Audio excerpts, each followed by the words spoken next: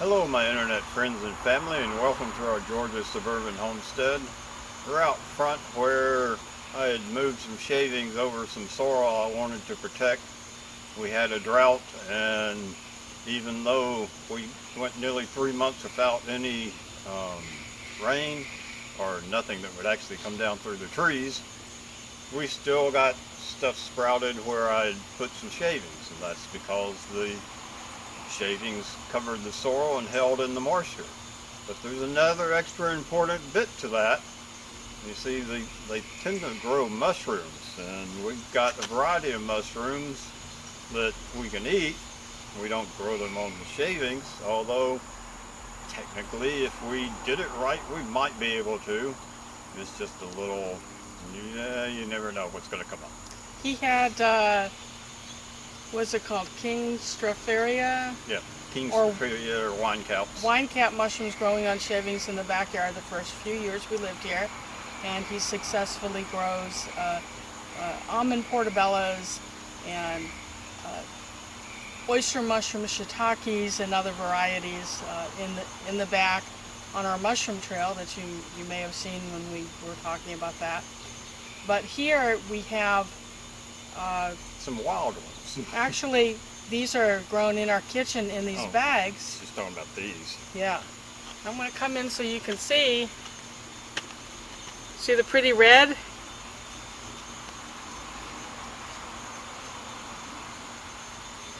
Pretty red mushrooms. These are oysters. Red oysters. Red oysters, and this is all the mycorrhizae that's growing in the bag. And if we dunk this in some rainwater and put it on the counter, it'll have another bloom, and Charlie will explain to you. If it hasn't dried out totally yet. It's not. Charlie will explain. These are small bags of oysters. Little bitty bags even. And he's going to come show you what the mycorrhizae looks like when it's filled the bag. Yeah, you can tell it's basically all white. The fungus just totally filled the bag. And when it gets to that point, it says, oh, I've run out of food, it's time to fruit. And so it put up some fruit.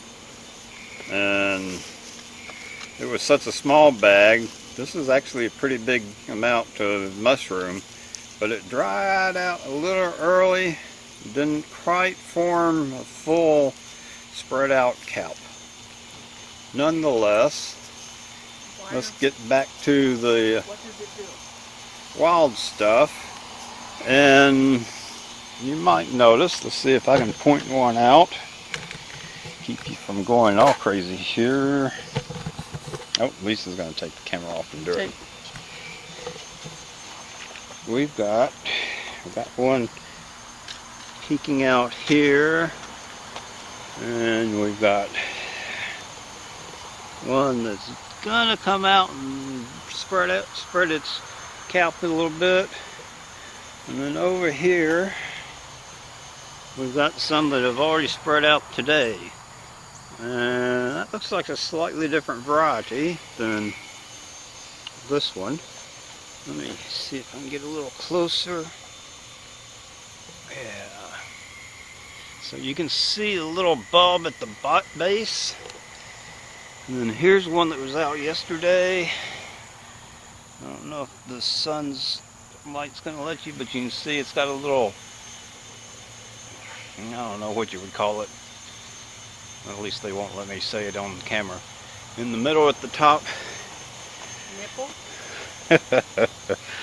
Then we got some little bitty ones coming.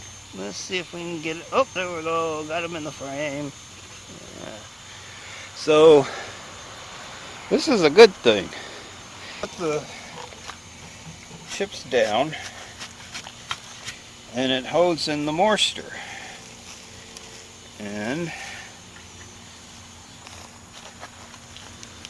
we got a little extra here, but you can see some white in here.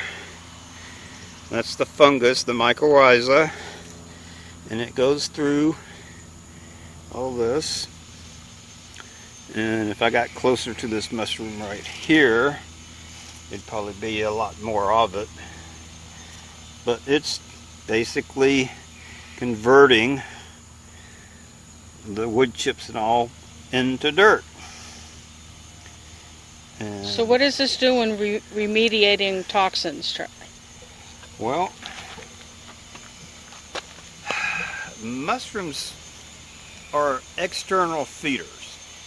They, instead of engulfing something like you do, eat it with your mouth and it goes in your stomach to be digested, mushrooms give off chemicals. And those chemicals will, basically start digesting the cellulose in the wood chips. But they also digest other things. They produce a huge variety of enzymes that they stick out into the environment. And so they will digest not only the cellulose, but all sorts of other organic chemicals, because as the cellulose breaks down, it can form into other various things as well. And plants produce all sorts of stuff, which the mushroom likes to reabsorb and use in its own thing. So it does tend to remove certain organic toxins from whatever it's nearby eating. Now, if you've got some contaminated soil and you mix wood chips into it, add some oyster mushroom spawn, as the mushroom spawn puts out those chemicals to dissolve the wood chip, it's also going to remediate that soil. But I do it, I don't think my soil is contaminated, but I do it because A, it covers that soil, and B, breaks down into a good dirt or soil itself. It's going to release those chemicals that's going to dissolve that cellulose back into sugars, and it's not going to feed just that fungi. It's going to feed all sorts of stuff in that soil, and that makes your soil come alive. It's like regenerative farming. The idea in regenerative farming is you never see your dirt. You always have it covered with some type of plant, preferably a mix of plants, and some of them in the what's that family of plants, the ones with the cabbages and all that stuff in them? Brassicas. The brassicas have a tendency to release sugars into the soil to feed the fungi and other things like bacteria, and that will actually change the texture of your soil. We have this hard red clay, and some of those chemicals and some of the bacteria that get fed by those chemicals or change the texture of that hard red clay. And then you also get stuff like springtails and other small insect. You get nematodes that go through there. You get earthworms that go through there. Good nematodes. All those things. Beneficial nematodes, right? Yes. And then it all starts mixing together, and next thing you know, you don't have just a inorganic red clay, the stuff that you could stick into a kiln and fire. You have something that's all mixed together, and now the plants like it because now they can get their roots down through there. Now it has some organic matter mixed in there, and it's going to absorb nutrients. It'll hold water a lot better because those organic materials, you can see, that becomes like a sponge. How long ago was that pure wood chip? Well, this area was covered like a month and a half ago. So in a month and a half, it went through. The very bottom. It went from wood chips to a. You can see how it's holds together, and you can see all that mycorrhiza in there. What do you say? Can you see it? And you can smell it. They don't smell like wood chips anymore. They smell, well, mushroomy. like fungi, like mushrooms. depending on the variety of mushroom. And you can see it holds together better. That's not going to blow away in the wind. Um, it's going to break down into, eventually it will break down into an amorphous mass. But right now, if you were to add a little bit of the right type of fertilizer to it, you could grow plants in that, even though it's got fungi growing through it. That fungi will likely, or some of the fungi, I don't know if that particular one, because I don't know what that particular one is, but fungi create a symbiotic relationship with plants. The fungi dissolve all those chemicals and in the dirt and all, and they suck it back up, and they will actually give it to the plant in exchange for some sugars from the plant and organic compounds. So the sowards over at Roots and Refuge Farm that bought all that contaminated soil, they're using oyster mushrooms to remediate their soil. So why is this such a good idea, and why do you think it'll work for them? Well, like I say, the mushrooms are external feeders. They exude those digestive enzymes out into the environment. Those digestive enzymes will digest organic chemicals. And if they exude a variety of enzyme that fits that organic chemical, then it breaks that organic chemical down. Okay, I've got a question for you though. So the mushroom is basically digesting the toxin. Well, it's But it's digesting the toxin. So isn't the toxin still within the fibers of the mushroom and then gets introduced back into the soil as the mushroom decomposes itself? Some of it might. You know, the mushroom exudes those chemicals into the environment, and then it will suck it back in, or at least will reabsorb some of it. So not all of that chemical might get broken down initially, and you don't necessarily want to eat those mushrooms, but as long as that mushroom fungi continues to grow, it will continue to break down that contamination. So they may have to go through a couple of cycles of mushrooms to be sure? Well, yeah, if it actually fruits, then I wouldn't eat the fruit. Just push those mushrooms back in, let them get digested and converted and all again. So how do we test? Is it you plant a few beans and see if they come up and continue to grow? Or if they die back, then we know that the toxin's gone, right? Right. The particular toxin that you're talking about that they're spraying across cattle fields and in their straw, the wheat straw and all, is a broadleaf herbicide, which kills beans and garden plants, which is why it's really bad for gardeners.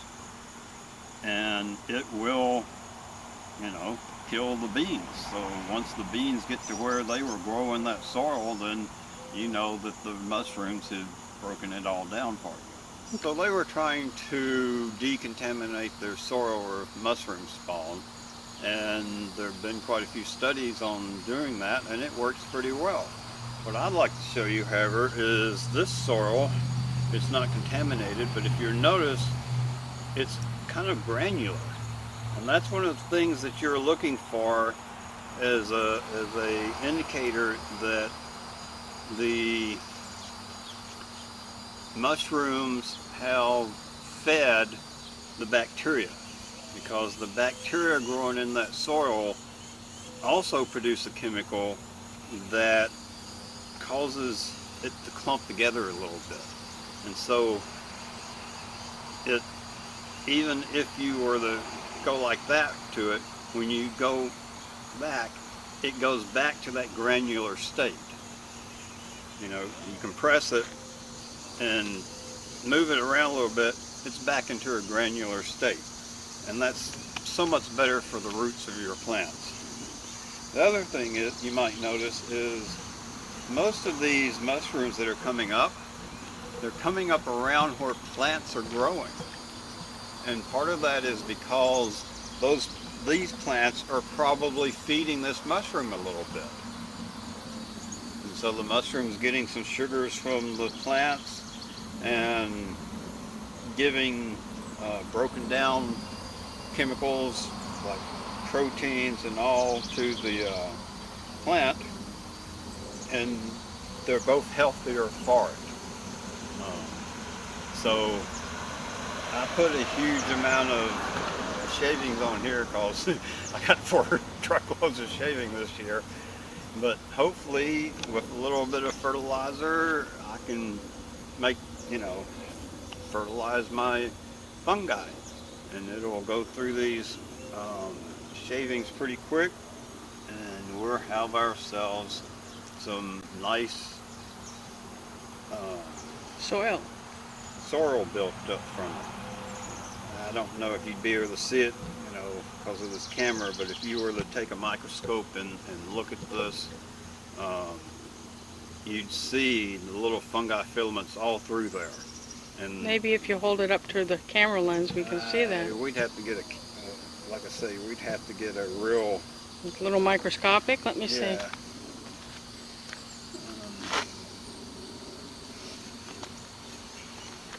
I doubt that camera will focus that close. I don't know. See the little white fibers? That's mycorrhizae. Show them this piece.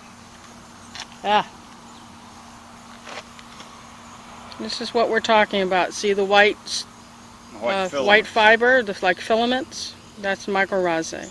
Could you tell us a little bit exactly about what mycorrhizae is in mushroom talk? Because you're such a fun guy.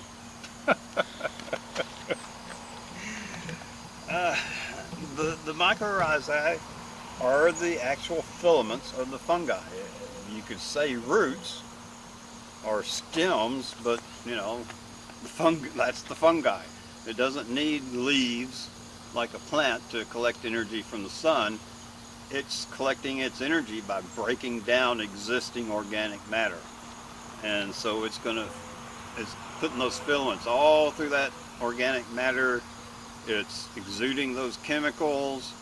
It's in heavy contact with that organic matter. So those, the cellulose turns back into glucose. And that glucose will go back back across the cell wall into the fungi, and the fungi can eat it. It will lose a bit of that cellulose, and that feeds the bacteria that we want. But it's also trying for proteins and everything else in that wood. Enzymes, digestive enzymes are proteins. So you can feed your fertilizer with a little bit of organic nitrogen fertilizer, and it will grow a lot faster. Wood doesn't have a lot of protein in it. It's mainly cellulose and lignin. There's some leftover nitrogen compounds in the wood, but you add a little extra nitrogen in there, and that fungi will love you for it. And the next thing you know, it'll start putting out mushrooms. So, if you like this little rambling speech about mushrooms, click the button that says you like it so that we know you liked it. Maybe even subscribe, ring the bell and all that other stuff so that we get some feedback, and we'll make a few more like these. Thank you. Have a good day. Bye.